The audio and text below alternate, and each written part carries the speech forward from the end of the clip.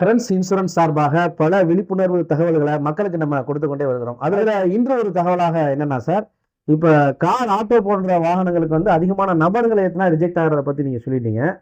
இப்ப load capacity அது வந்து சார், லோடு வண்டிகளுக்கு என்ன மாதிரியான காரணங்களால வந்து ரிஜெக்ட் ஆகுது சார் கிளைம்? அதை பத்தி கொஞ்சம் சிறந்த டிப்ஸை மக்களுக்கு சொல்லுங்க சார். நிச்சயமா. இன்று ஒரு தகவல்ல லோடு வண்டிகளுக்கு எதனால கிளைம் ரிஜெக்ட் ஆகும் அப்படின்னு பாத்தீங்கன்னா, அனுமதிக்கப்பட்ட அளவை விட லோடு வந்து அதிகமா ஏத்திட்டு போறாங்க அப்படின்னா கிளைம் ரிஜெக்ட் ஆயிரும். இன்னொன்னு வந்து பாத்தீங்கன்னா, லோடு வண்டிகள்ல இன்னும் நிறைய மக்கள் வந்து கிராமப்புறங்கள்ல பாத்தீங்கன்னா பயணிகள் ஆள்களை ஏத்திட்டு போவாங்க. ஒரு விசேஷமாகட்டும், திருவிழா ஆகட்டும், அந்த மாதிரி லோடு வண்டிகள்ல ஆட்களை ஏத்திட்டு போனாலும் கிளைம் ரிஜெக்ட் ஆயிரும்.